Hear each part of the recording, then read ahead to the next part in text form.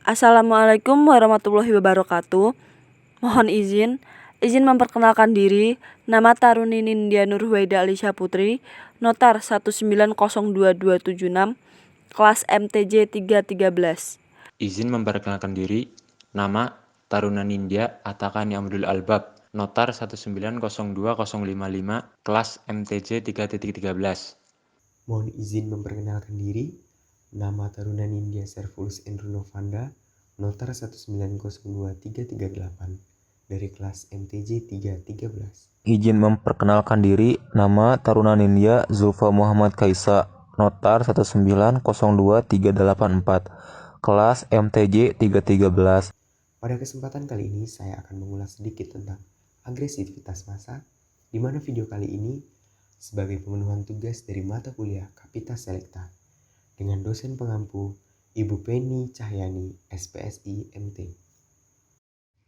Secara umum, agresif atau agresi merupakan segala bentuk perilaku yang bertujuan untuk menyakiti orang lain, baik secara fisik maupun psikis.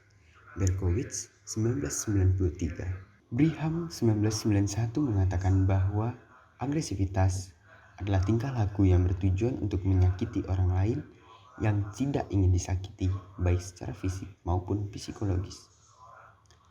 Hal yang sama juga disampaikan oleh Baron dan Birney pada tahun 1994, bahwa perilaku agresif adalah perilaku individu yang bertujuan untuk melukai atau mencelakakan individu lain yang menginginkan datangnya tingkah laku tersebut.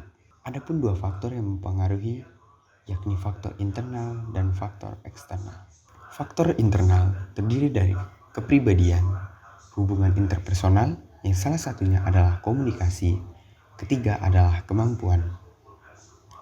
Faktor eksternal terdiri dari frustasi, provokasi langsung yang bersifat verbal maupun fisik yang mengenai kondisi pribadi, model yang kurang baik dalam lingkungan.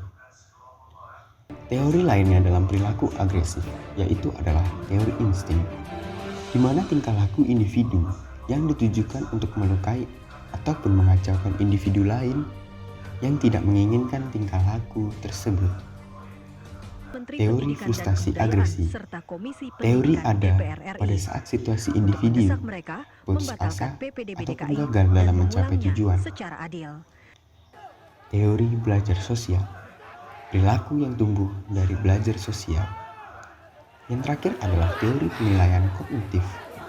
Adalah suatu reaksi netral atau secara natural dan sangat bergantung pada sudut pandang individu. Charles Go menyebut 300 anggota gabungan TNI Polri saat ini sudah berada di lokasi untuk mengamankan wilayah tersebut pasca peristiwa pembakaran masjid. Berikutnya adalah kekerasan kolektif, di mana kekerasan kolektif ini memiliki beberapa jenis, yaitu diantaranya adalah mob violence, gang violence, syndicate crime, hate crime, domestic terrorist, lethal violence by the government, dan genocide.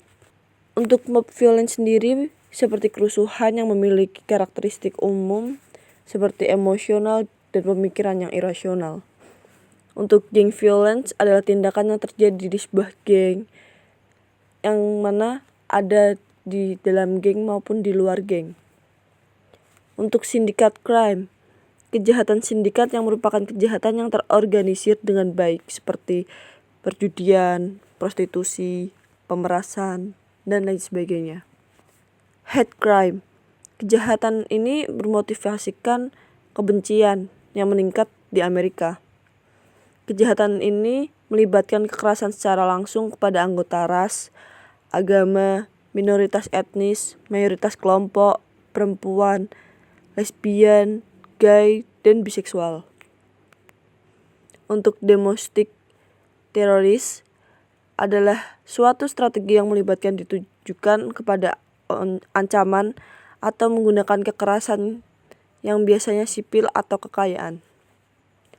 Lethal violence by the government merupakan pembunuhan yang dilegalisasi oleh pemerintah dalam bentuk kekuatan polisi, perang, atau tindakan kekerasan oleh agen-agen pemerintah dan departemen adalah biasa.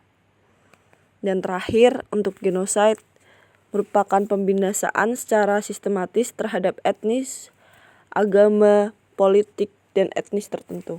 Massa agresif atau agresif mob adalah sebuah keadaan di mana terdapat kerumunan massa yang didominasi oleh emosi kemarahan dan agresivitas. Beberapa contohnya banyak terjadi di sekeliling kita, seperti perkelahian antar pelajar yang mengakibatkan beberapa orang terluka parah, atau bisa secara verbal seperti siswa yang saling mengejek satu sama lain dengan ejekan yang menyakitkan hati. Kerusuhan massa yang terdiri dari pertama, situasi sosial, yang dimana kemudian menjadi sebuah bentuk akan timbulnya kerusuhan yang dimana disebabkan oleh sebuah bentuk akan struktur sosial tertentu, yang dimana hal tersebut tidak akan berada ke dalam sebuah sistem, yang dimana akan dengan jelas bertanggung jawab ke dalam sebuah masyarakat. Selanjutnya, kejengkelan maupun sebuah tekanan sosial, yang dimana disebabkan terhadap sebuah bentuk dari kondisi dari sejumlah besar dari anggota masyarakat memiliki pendapat bahwa nilai norma yang ada sudah banyak untuk dilanggar. Kemudian mobilisasi masyarakat, yang dimana masyarakat akan melakukan aksinya. Berkembangnya sebuah rasa akan prasangka yang menyebabkan munculnya berbagai macam bentuk akan kebencian yang dimana sangatlah meluas terhadap sebuah sasaran. Sebagai contohnya pemerintah. Terakhir, melakukan kontrol sosial, yang dimana hal tersebut dilakukan oleh petugas.